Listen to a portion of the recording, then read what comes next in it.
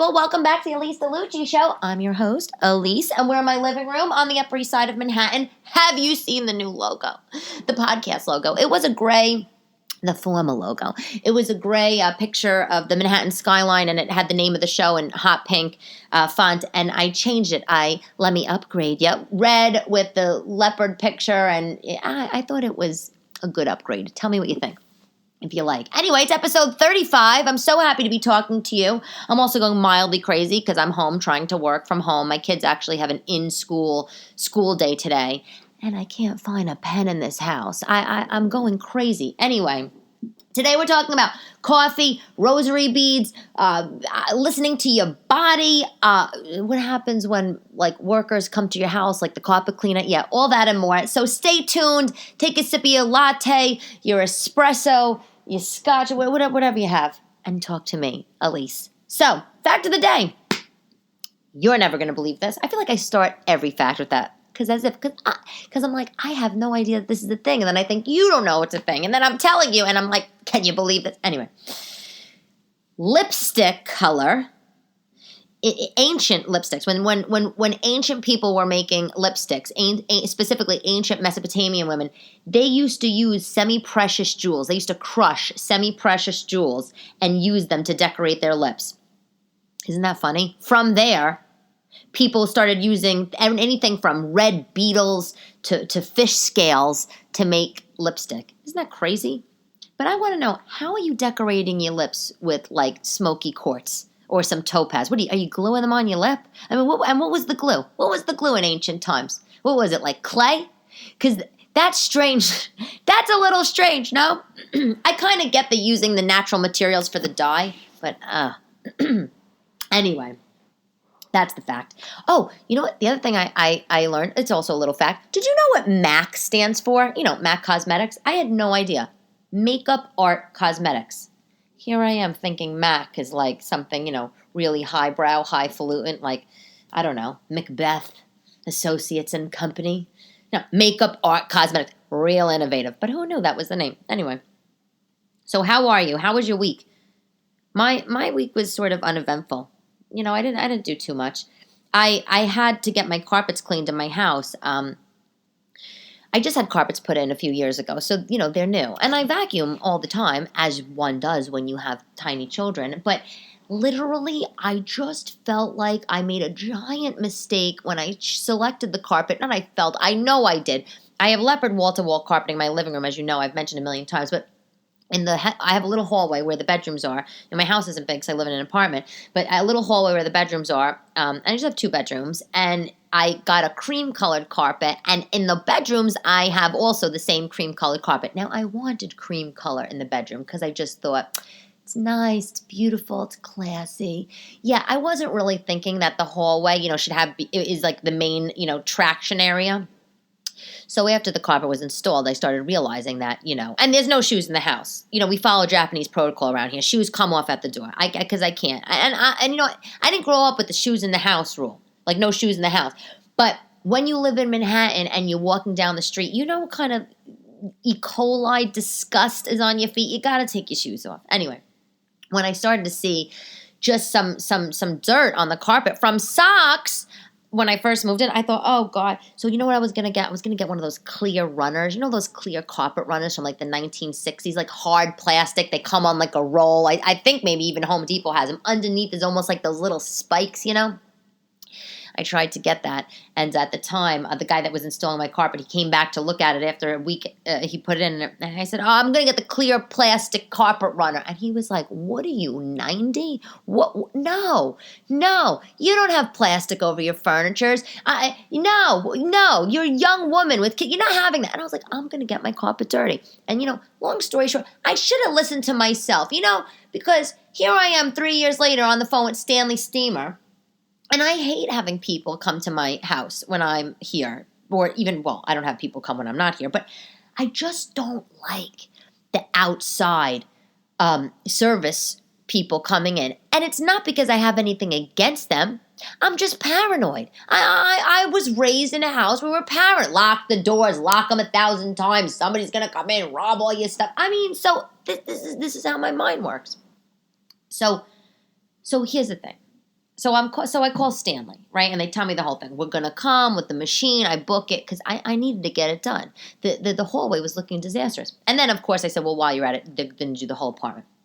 So they let me tell you. So they arrive at my house, 2 men, right? Just two men, in jumpsuits, plain clothes looking jumpsuits, like they could lock me in a closet and the world would never see me again.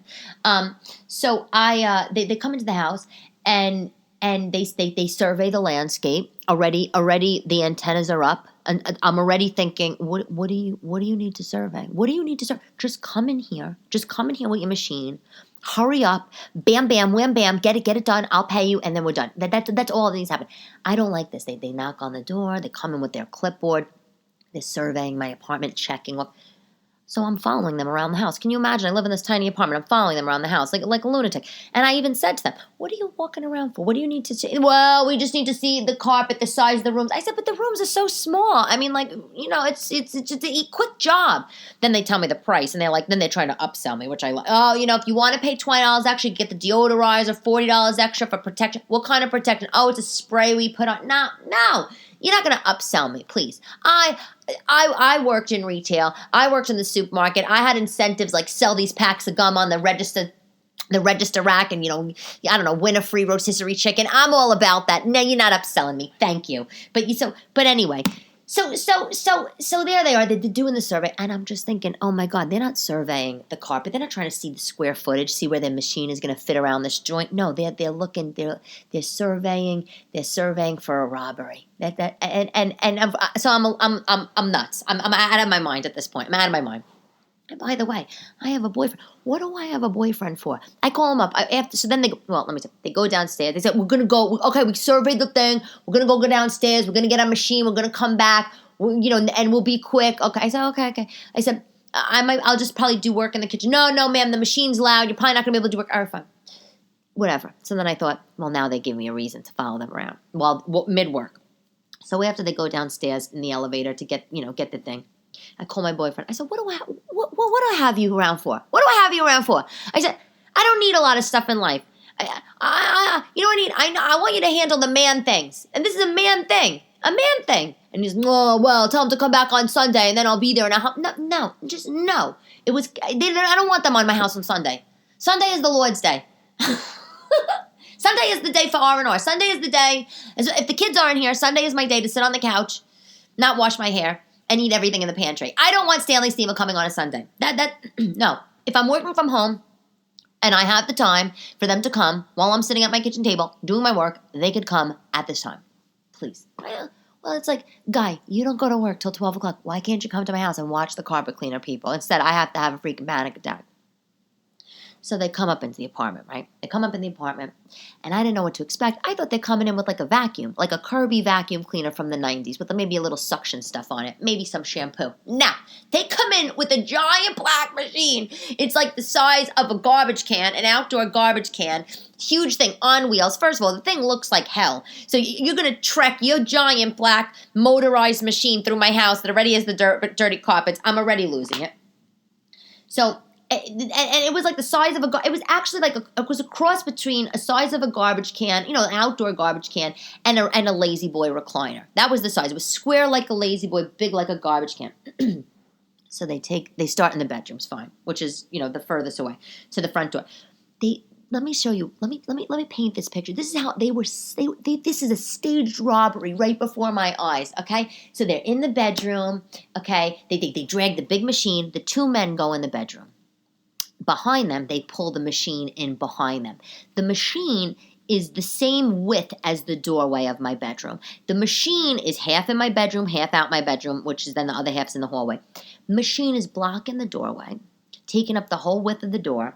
This big, giant, heavy black machine, motor going, making noise, and these 2 guys in there with, I don't know, their carpet brushes or whatever. The machine barricaded the door. Even if they were robbing me, I couldn't even get through the door. What am I going to do? Climb over the machine? Jump over the machine like Jackie Chan? And then the loud motorized noise. If they were digging for something, not like I have anything, but if you're digging, I can't even hear properly the crispy ear. It's not crisp and clear. I can't get the hearing on properly because your your motor truck is going. This is the perfect setup for a robbery. A robbery with me home. So, of course, when you're Italian and you grow up with paranoid family, as I do, and you think the world's coming after you, keep going back and forth into the bedroom. I'm checking. I'm like, oh, you okay? You good? Oh, okay. Yeah. And they're like, we're good. We got it. We've been doing this for 30 years, man. We got it. You don't really need to come back. No, I want to come back. I'm so interested to see how you clean the carpets. I just want to come look. I could give a crap how you clean the carpets, okay? Just make them clean. But I needed to check. This is the thing. It's my house. It's my house, right? Like if this was your house, you would understand. I got it. I'm making the rules. Then they're telling me they got to use the bathroom. I tell them the bathroom's out of order because, again, I'm 90. Oh, no, the bathroom's out of order. They're like, ma'am, we don't need to use the bathroom personally. We need to hook up this machine, empty the water, blah, blah. And I'm just like, oh, these guys got some rack. They're in all rooms at all times, blocking every room, every hallway with this damn machine and the pipes. So then I call the boyfriend back, right? And I'm like, I told them my bathroom's out of order. And then and he's like, Elyse, you think they haven't heard that before? Just let the guys do the job and go home. And so then he's like, could you call me back if there's any issues? So fine. Then they go in the kids' room. They go in my daughter's room. My girls, they share room. Yeah. Oh, this is a beautiful room. No, don't comment on the decoration of the room. Are you kidding me? And by the way, what's so beautiful about it, there's about 1,000 dollhouses in there and Elmo's thrown all over the place. I don't want you commenting on my decor. You two strange giant men in my single mommy house with my two beautiful daughters. I don't want you commenting on my daughter's room and the paint and the bedspreads. And now I'm so uncomfortable. So I told them, I said, you know what? My husband's next door. They look at me like I have 1,000 heads. I'm like, yeah, my husband's next door doing some work next door. Do you need me to get him? Because he could answer any questions. I call the boyfriend back. And then they put the machine on. I call my boyfriend back. He goes, Elyse, why didn't you just tell him that your boyfriend... Wait, he didn't say boyfriend. Why didn't you just tell me your husband just got out of jail and you're just so glad that he's home? I said, I didn't think about that one, but that's so good. I'm totally using that for next time. He said, what's next door? I said, I don't know, another apartment. He goes, so what? They're going to think you own another apartment next door? No, nobody's going to think that, okay? You're walking around with hoop earrings with your name in them, telling them your husband lives next door. You probably mentioned that you're single if I know you. Whatever. Whatever. I'm all nervous. I'm texting everybody mid-steam clean. It was just so stressful. One time I was living in Brooklyn, right? I was living in Bay Ridge, and I was younger, and I had the cable people come, and they were making me so nervous. These cable people, they were making me so nervous. I actually pulled a hilaria bull when at the time. I pretended I didn't speak English. I couldn't even talk to them. I was having extreme anxiety. I think I have high functioning anxiety. I was having an extreme anxiety attack. I pretended I couldn't speak English. I threw a rosary beads around my neck, and I walked around like as if I didn't know what they were saying. And then they stopped asking me the question. I knew that they knew how to fix the thing. I just couldn't. I'm a nervous wreck. What could I? This is my family's doing. I think my whole life, my grandmother was telling me, lock the door, do this, watch over your shoulder. If they say something nasty to you, if someone goes east, you go west, Elyse. So I'm a complete paranoid person. I used to carry mace around with me. I got a Swiss Army knife on my keychain, and then every time I have anybody come out through my door that's not a family or friend or an acquaintance, I'm laid out, anxiety laden. Please, I'm always thinking the Bob's Delivery furniture guy's gonna come and attack me. It's not a good thing. Anyway, so that was part of my weekend, my week. I'm going hiking next weekend. I don't know if I told you that. Oh my God, why are hiking boots so hideous? Seriously, why are they so hideous? I mean, have you gone hiking? I know that some of you have gone hiking. I did a TikTok on it because I was going to wear a leopard outfit. And to my boyfriend's like, a leopard? What are you going to wear a leopard outfit for, Elyse? What are people going to think you're a big cat? You're going to get gunned down. Wear something bright colored. What's wrong with you? And I'm just like, I'm going to be in the natural environment and I wanted to fit in. Like, could you blame me? He's like, no. Wear leopard to a disco. Don't wear it to the Catskills, please, Elyse. Fine. So, of course, the patent leather boots that I had in my closet weren't going to work. So I decided to find suitable hiking boots. So everybody was telling me about this brand called Oboz, O-B-O-Z. Do you know this brand? I literally was horrified. First of all, these boots weren't as bad as some of the other ones. Some of the other boots I'm seeing, they have like grooves in them and waves, and they come up to your calf, and they are, they're brown and hideous shades of brown and tan, and they look like all I do is I wear hemp clothing and I harvest granola from my terrace in Williamsburg. I just wanted to have something decent. Can you, if you know anybody that's in the shoe design world, like, can you tell somebody to invent attractive hiking boots for women, please? So this brand Obaz, the boot I wound up getting, they're called the Sapphire boot. They had them in brown and I think like a gray and a blue. The blue was called Huckleberry, and it was like it's kind of a nice blue, like a dusty-ish blue, not like a light blue, not a dark blue, like a dusty navy. And they have little like sort of pink things on the tie. So those are the ones I got. God forbid the whole boot was pink, and God forbid somebody made leopard boots. Leopard boots would be good because they camouflage. Anyway, I got the boots. I tried them on. They say they run a half size small. So I got the half size, bigger, and I'm a size 9. So I had to get a 9.5. And then, my boyfriend, because we're going together, he wanted to check the boots. Like, I was put them on. I was like, you like my new boots? He's like, yeah, they're cute. Yeah, do you like them? Oh, what are they? Thigh high, patent leather stilettos. And of course he doesn't like them. But he bends down, he checks the toe, because he's an expert, because he's in every business. Every time I ask him something, he turns around and tells me, I'm in the business. And so this guy, fine. I think he pretended he was in the business. He checks the shoe thing. And he goes, I think, Elyse, you need a bigger size. I said, a bigger size? I said, I don't know. He well, Elyse, what size are you? Just tell me what size you get. I'm not telling you my size. It's a shoe, Elyse. Just tell me your size. I said, no. And he said, you're a 9, aren't you? And you got a 9.5. What are you? You scared to get a 10? I'm not getting a 10, I told him. I'm not getting a 10. No. I told him, when I had my kids, my foot grew a whole size. I had to buy size 10 shoes. And then, thankfully, my foot size went back. I'm not doing double-digit shoe size again, ever. Please. But the 9.5 is fine. It actually really is fine. I think he's just exaggerating. He's another one, paranoid. So I think it's going to be too tight. I'm going to get blisters. Then I'm going to complain. Then he's going to probably have to carry me, and I'm way too heavy for him because, with the weight, we don't have like a complimentary weight thing. Anyway, so I'm keeping the 9.5, the Obaz Sapphire boot. They're fine. They'll do the job. But they are definitely not on the sexy list. And they weren't cheap either, by the way. These boots, they're like $150 or something. I got them at Amazon because they were like $10 cheaper on Amazon than opposed to REI or one of those other stores. But anyway, I also got for our trip Scopa cards. Are you Italian? Do you play Scopa? Do you know these cards? So this Scopa, if you don't know, it's an Italian card game. I actually don't play it, but I lived in Rome a million years ago, and people used to play it in the apartment building. I lived in an Italian apartment, all Italian people, and I lived in an apartment with 5 American girls, including myself, and then below me was another 5 American girls. We were students, and the residential people in the building, they used to play Scopa, whatever they did. And I never played it, but I have some friends that do it, so I thought, you know what? I'm going to get that. That'll be something fun if it rains or whatever. And I'll have more to report on hiking the next few shows, whenever I get back. Because I went hiking once, right? I went hiking with my ex-husband before he was my fiance. And before he was my husband, before he was my fiance, we went hiking. He took me on a hike. I don't remember where we were.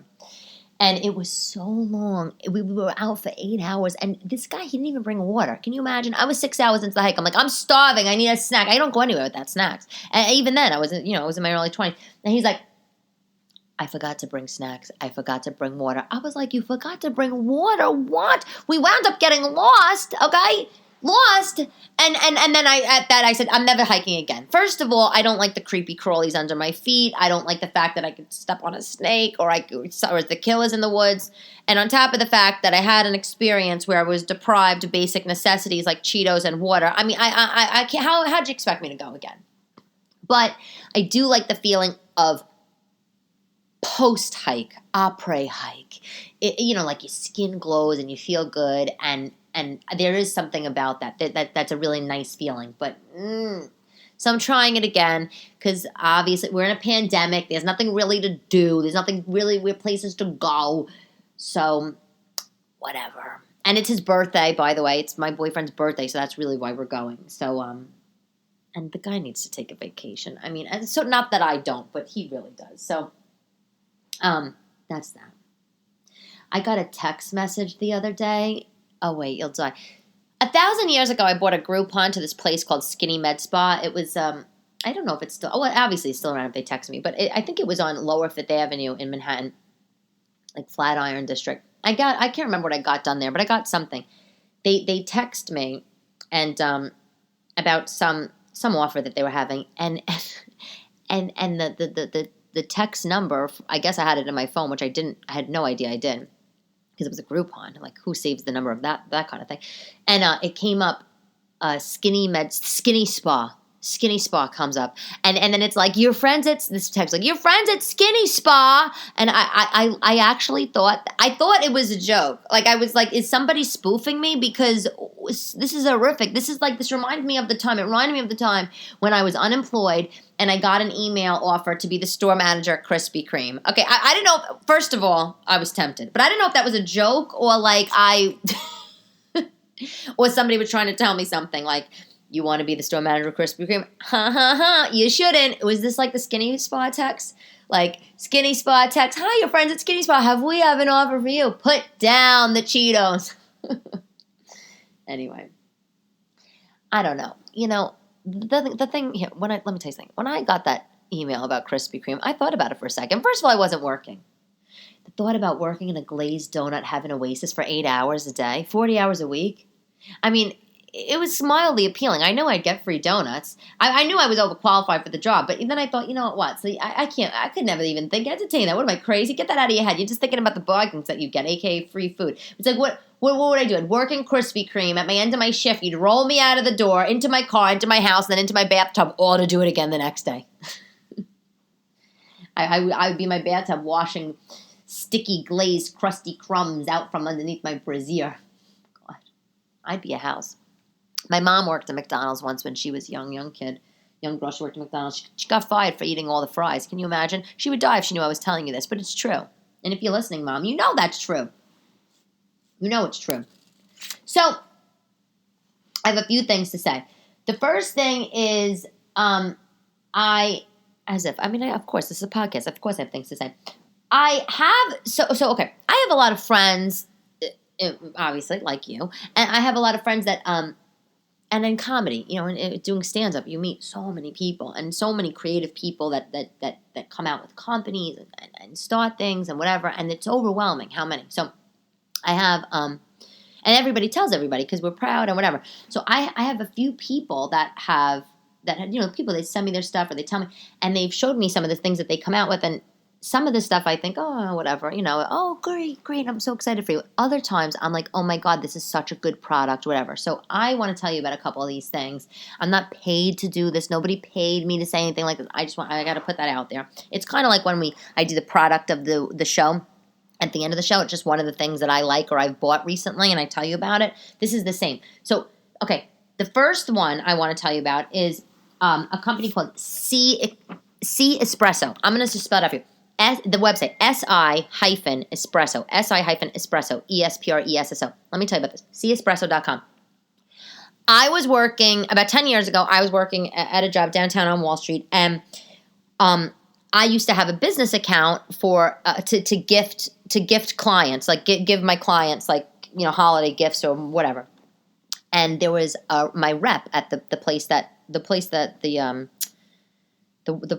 rep worked at was a big, huge retailer. And it just so happened that she was also from Staten Island. Her name is Adriana. And every year around the holidays, she would email me and I'd place my order for the corporate gifts, whatever. And she was always so nice. And, we would get together and have coffee. We always had coffee together. We went to Le Pan a lot for coffee. And anyway, so I wound up leaving this job. She wound up leaving. We lost touch, as you do. And then she reached out to me, like, I don't know, maybe 6-7 months ago. And she was like, oh my God, I heard you do stand-up now and you have a podcast. What the hell? Whatever. And so we got to talking. And then I said, oh, what are you doing? You still at the place? And she said, no, you never lose. I started my own company. And I'm like, oh my God, that's so cool. What is it? Well, this is the company. It's C Espresso. She started an espresso company, but but you know what? She didn't like start it from her kitchen. Okay. Her husband is her husband, first of all, is from Italy. So these people, they're legit. They're like the legit. Her husband's from Italy. And he was a former middleweight boxer in Italy. And then he opened up a cafe, I think like 25 years ago. I think his name is Vincenzo, but he opened up a cafe like 25 years ago in northern Italy after his boxing career, and it was super, super successful. And then he got into the coffee business, the espresso business in Italy. And then I think the story, I don't remember correctly, but if I remember, I think that she went on vacation in Italy, and then she met him, and they fell in love, and whatever. But long story short, he moved to Staten Island, like of course, like everybody does, of course they do. So they moved to Staten Island, and I think that he was in the coffee business working for another brand. I don't remember all the stories, but they wind up starting this new brand, right? Or called Sea Espresso. Let me tell you what I like about it. I love it because it feels young. It feels like a young brand. When you go to the website, it feels like a young brand. It feels approachable, okay? Because I don't know about you. Let me set the stage. I was not a coffee drinker ever, okay? The only time I liked a coffee was if I was coming out of DJ's at the Jersey Shore, and I needed to stay up, or it was the morning after DJ's at the Jersey Shore, and I needed a coffee from Dunkin' Donuts. That's the kind of coffee I drink. And I would drink like a milk coffee, a giant iced latte with more milk than coffee, 1,000 sugars in it.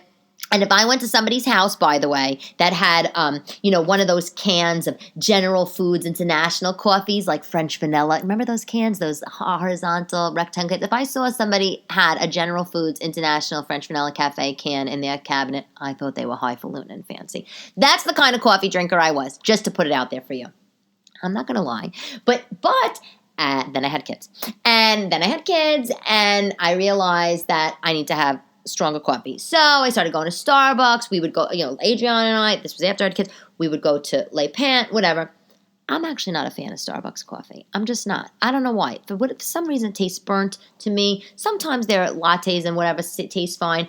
But apparently, with the difference between something like a Starbucks or Adriana's coffee, Sea Espresso, is that they have some crema in it. Crema. I'm totally saying this wrong. And Adriana, if you're listening to this, I'm sorry.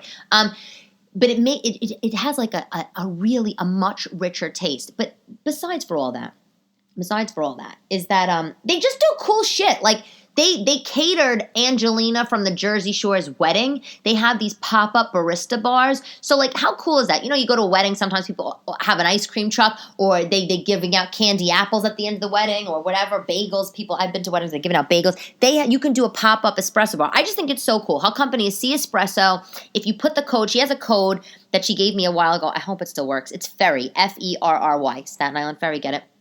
I think when you put the code in, you get free shipping or something like that. Anyway, she sent me a beautiful little package of the coffee, the espresso, this, that, a box of tea. Everything was so good. And because I tend to have not the most refined taste in coffee, I actually gave some to my ex-husband, who has this very sophisticated coffee palate, and he was like sold. He was like, oh my God, I love this. This is amazing, whatever. So I want to tell you about it. Sea Espresso. They're not a mass market brand like a Lavazza or any of that kind of stuff. They are a boutique brand. They do a lot of reselling into restaurants and bars. They do the pop-up coffee thing, the barista for celebs and whatnot. And it's a young, cool brand. And if you're a coffee aficionado, I wanted to spread the word. So there's that. That's Adriana. And that's one of the products that came across my desk recently that I thought it was great to share. The other product that I think is important, rosary beads, okay? Okay, rosary beads. Let me tell you something, okay?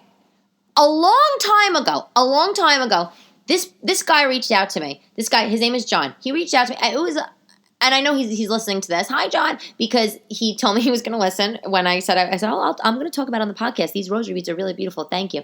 So I know he's listening.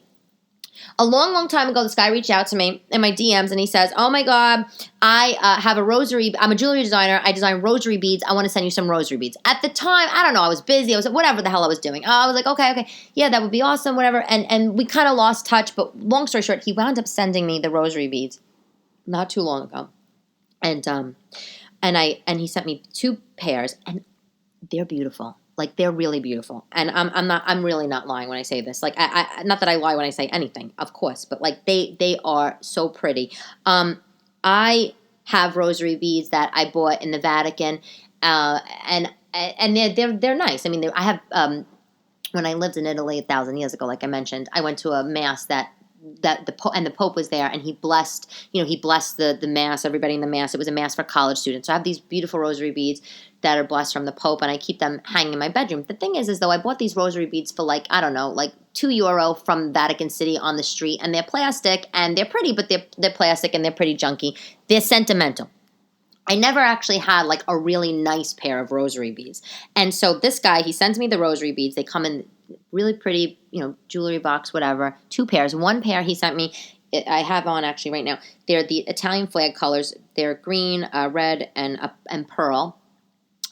Freshwater pearl. And then the other one he sent me is gold with pink and purple and also a pearl color.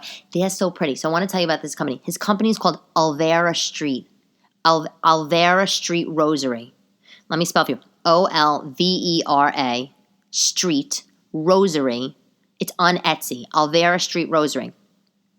I apologize, John, if I'm saying this name wrong. I think it's Olvera. I hope it's Olvera. I would be horrified if it's not, but that's the name of the store. Olvera Street Rosary on Etsy.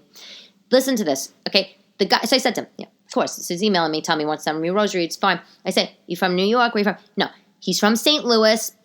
He's from St. Louis, and I said, of course, I'm like, you Italian? And he said, no, he's not Italian. He said he's Greek, he's super Catholic, he's Greek, and yada, yada. And basically, his family, he has this whole story where his family, he had some, his great-grandmothers or something, people had disowned them, and there was a big Italian community where he lived, and they welcomed him and his family, and whatever. I guess this was in St. Louis, right, John? Anyway, he has 2 aunts that are Sacred Heart nuns. He comes from a very huge, beautiful Catholic religious family, and he has all sorts of rosaries himself. Just of course, as people do when you know how it is when you have a Catholic family. Everybody's got the rosary hanging from their bedpost, right? Hanging from their bedpost. So he has all these things, and he had one of his rosary beads, one of his pieces, not a piece he designed. He needed to have them restored.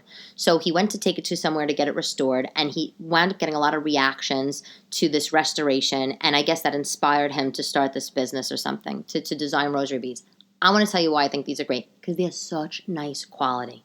Like, someone making rosary beads, he makes them from freshwater pearls, semi-precious stones. He does. So there's a pair on Etsy that he uses for a Dungeons and Dragon dice. Like, that's cool. That's like super cool. So it's like he makes these beads that obviously are so meaningful and to people that are Christian and everything, but they're just super unique. So it's like if you're going to somebody's, if you have a niece or a nephew, and you're going to their confirmation of the communion, take your nephew, for example, and you want to get them something special, whatever, you're probably going to give them money, maybe going to give them a card, whatever, but you want to get them something special on top of that. Like, how about get your nephew a Dungeons and Dragons rosary bead? Like, isn't that rosary beads? Isn't that nice? Like, that's just cool to me. Like, you just don't find that stuff anywhere. It's like you're saying, I'm going to give you this great keepsake, and you're going to love it, and you're going to use it, and it's going to be in the drawer with your Bible next to your bed. But I'm totally aware that you're a young kid, and you might be into, like, young kid things, not the rosary. So that's what I like about this guy. Olvera Street Rosary on Etsy. The prices are great. The prices are like anywhere from $20, I think, to like $50 for the rosary. It's a really, really nice gift. He sent me these 2 beautiful necklaces. I'm actually selfishly keeping them for me, but I am going to order some for my family. I think they're a nice gift. My mother teaches religion, or used to teach religion. My aunt teaches religion, CCD. So that is a nice gift. And like, honestly, I don't even know. On the rosary bead note, rosaries had their moment, right? Like a few years ago, all the girls were wearing rosary bead ankle bracelets, necklaces, whatever. Gold, fake gold. Yeah, really nice, really nice. And you can go to the jeweler and you can find the rosary beads, or even if you were looking online at Nordstrom. But everything's just plain gold. None of them were rosary beads in the Italian flag color or rosary beads Dungeons and Dragons. Anyway. They're really cool. I think you need to check them out. Okay, so, and the last thing I want to tell you is one of my good friends, she's a comic, Ellen Karras, Greek goddess of comedy, hilarious. She wrote a children's book. This might not be as relevant if you are not Orthodox, if you're not Christian Orthodox, but listen, comics are very special people in my opinion. We are loud, we are crazy, we entertain for a living, literally, but sometimes comics obviously do other things, have a 9-to-5 job like myself, or we do other things, have a podcast, or we write books. Some people are artists in other various forms, painting, printing, whatever. Ellen decided she's Greek goddess of comedy. She's a devout Greek. She's also, funny, Sunday school teacher in the Greek Orthodox Church. She wrote a book. It's called Godparents in the Orthodox Christian Faith. It's a children's book. You can buy it on Amazon. Godparents in the Orthodox Christian Faith by Ellen Karas. It's great. I mean, I went to her house the other night. She was doing a virtual show, so she was kind enough. She invited me over. Yes, we were social distance. I watched her do her virtual show. She was doing a 50th birthday party for someone. By the way, she's available, and me too. But she was doing a virtual show for a family, a 50th birthday, and after the show was over, I said, "Oh my God, I know you just wrote a book and you self-published it. And you put it on Amazon. Let me see it." She shows me the copy of the book, a thin book, paperback, just so nice, beautifully illustrated. The baby in the book, because it's about godparents and in the Orthodox faith. The baby in the book, that the illustrated baby in the book, she used a baby picture of her own mother, who had passed away, and she used her mother's baby picture and had the illustrator, cartoonist, do the illustration of the mother being the baby in the book. It's just so nice. It's just nice. Full disclosure, I didn't read the book. I am not Orthodox Christian. I'm Catholic, so I don't know much about it. But you know what I do know about it? I know that Greek people, Russian Orthodox, you're going to buy this book because it's like the Rosary. Listen, when you're raising kids, okay, and you want to bring your kids up in your respective faith, you need tools. Yes, you could send them to Catholic school, CCD, Sunday school, whatever you call it. Yes, you could do your prayers before bed, whatever you do. Yes, you could take them to church or temple, synagogue, whatever. But you need other things, other ways to get through to them. Rosary beads or a book, a children's book, making it fun. And you know what? I have other friends that have written children's books that are also great. I'm not going to mention on this podcast, but not any friends that have done a religious children's book. And I just really like that. I think it's nice. I think that people, that we're losing it, people. We are losing it in terms of keeping the faith. We have to keep the faith. If you don't have the faith, what do you have? Listen, you don't have to believe everything in all religions or whatever religion you are. I just think, why not just keep the faith? Everybody's straying lately. No matter what you believe in, I feel like they're straying. Anyway, Godparents in the Orthodox Christian Faith, Ellen Karas, self-published on Amazon. I know it doesn't apply to everybody because it's very specific niche market, but I wanted to spread the word because she's such a lovely of lovely ladies. So, anywho, one of my girlfriends called me the other day, moving away from the products, right? My friend's products. One of my girlfriends called me the other day, and she's telling me that she's dating this guy for a year, and she's really crazy about him, but she started to notice some weird things, and she's been getting that feeling. You know that feeling in your stomach, like a pit. I said, "What do you mean, like a pit?" She goes, she said, for example, we're sitting on the couch, Elyse, and we're talking about what our life would be like if we got married and all this stuff. And he starts saying things that he would expect me to leave my job and to raise kids, obviously have the children, raise kids, stay home. And she said, and my stomach started to turn. She's like, but I want to ignore it. I want to ignore it because I really, really like him. I really like him. And I'm just like, oh no. I said, are you freaking crazy? Are you crazy? I said, if you are, no, listen. This girl, she had complete butterflies in her stomach, okay, when she met him. She didn't shut the hell up about him. Everybody heard about this guy, okay? And so now she's in the relationship with him, and everything's great. And then he starts saying things like, you quit your job and all this kind of stuff. Listen, this girl's an attorney. She went to school for a lot of years. There's no way she's going to leave her job, okay, so she could stay home and be barefoot and pregnant and raise her kids. And that's fine. Listen, I have a lot of friends that do that, and I love that. And some days I think I should have done that. I wish I could have, because you have the bonding that you're never going to be able to have when you're a career mother. That's just the reality situation. But when when you know that that's not what you want or how you want your life, and then you meet somebody that you think is the one, and then that's sort of presented to you.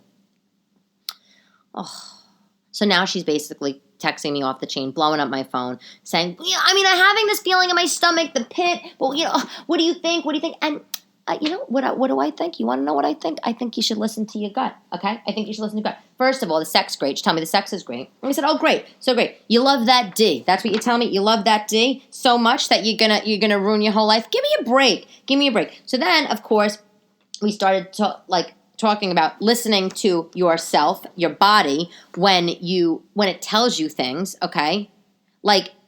Yes, we listen to our stomach, the butterflies in the beginning, the brain wrapped up in the romance and all this kind of stuff, and it's the honeymoon period. But then as time goes on, everything settles in, the butterflies, they fade and all that stuff, and then maybe a topic comes up and all of a sudden your body reacts negatively.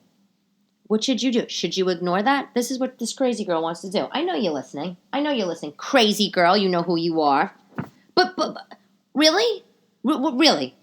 I honestly, I just think that, I just wanted to say, I think you gotta sniff out your partner really, really good. Sniff them out. You gotta ask all these kind of questions. You gotta just ask the things that come up, whether you're watching a movie, things come up. I can't remember how this specifically came up, but just the fact that he's saying, I want you to stay home and whatever.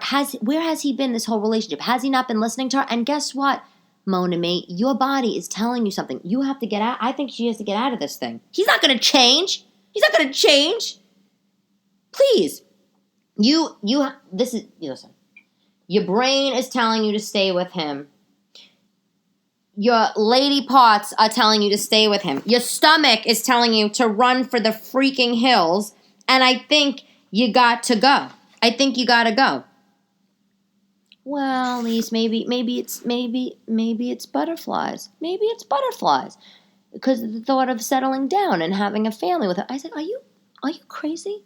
Everyone knows that feeling. Everyone knows that sinking feeling, that twisting, sinking feeling where you're just like, ugh, is it a repulsion?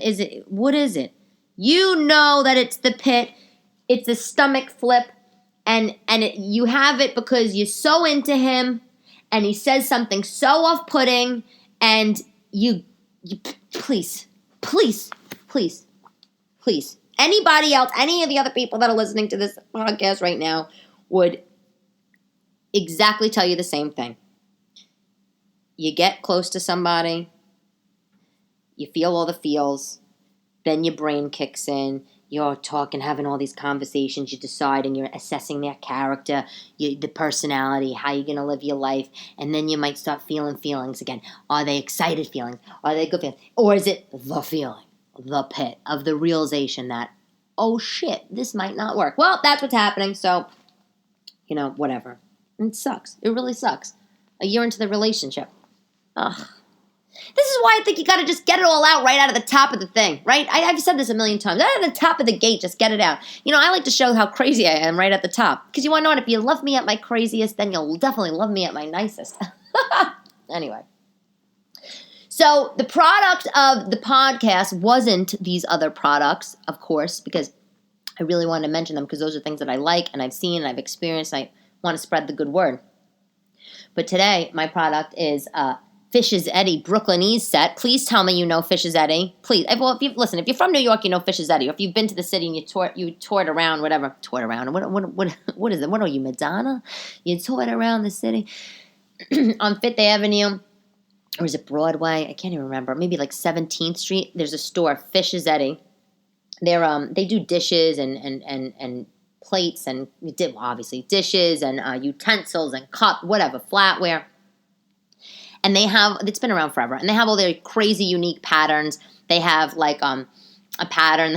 They have a pattern. It's called the Good Morning Asshole. Literally, the coffee mug says Good Morning Asshole. They have a pattern. It's adorable. The pattern, it's a plate. And on the plate, around this the perimeter of the plate. It says, "Are you really going to eat that? You're really going to eat that? Should you rethink that? You're going to finish all that?" Like, it's hilarious. So they have this one set. It's been out for a long time. It's called Brooklynese, and it's devoted to the New York accent, the old New York, my accent. I used to have it. I still have a couple pieces in it. My sister has it. My friend Denise had one. I think she had the spoon rest thing. Anyway, it's adorable. The butter dish is one of the things I still have. The butter dish, it says butter at the top, Buttah. The creamer, the coffee creamer, it says crema, CREMAH. The coffee cup says coffee. It's adorable. Everything's like $10 to $20. I love it. I went in the store the other day, and I just thought, God damn it, why didn't I think of the Brooklynese set? That's just a great idea. I love it. And I want to tell you guys about it because I totally think, one, if you have any New York friends, or people that love New York, this is an adorable thing to get them. So that is that. Quote of the day. Quote of the day. This went by so fast, so sad. Quote of the day. You ready? This is from Rose, Betty White of the Golden Girls. She says, "My mother always used to say, the older you get, the better you get unless you're a banana." This has no relevance to anything I've said whatsoever. It just made me laugh. I read the quote. It made me laugh. I also passed by the Big Gay Ice Cream Shop the other day, which if you haven't been in New York, you got to go to the Big Gay Ice Cream Shop. It's all the ice cream in there, little ice cream store, all the ice cream in there is named after the Golden Girls, okay? So I passed by. I thought of Rue, Blanche, Devereaux, Rose, Betty White, and I saw this, and I thought, oh, my God, I love that. My mother always said, the older you get, the better you get, unless you're a banana. That's it. That's today's episode of the Elyse DeLucci Show. Thank you, as always, for listening. And, oh, my God, if you could be a doll and leave a review on Apple Podcasts for me. So far, I have 68 reviews, and it's so nice. I read all of them. Thank you so much for everybody who listens. I can't believe it. We have 13,000 monthly listeners. This is crazy. I just started this podcast a few months ago. So thanks. Thanks, everybody. You can listen to us on Apple Podcasts or Spotify, The Elyse DeLucci Show, or, of course, you can follow me on TikTok, and you can hear more of these crazy daily things that I just need to get out, especially because the stand-up clubs are closed. So talk to you later.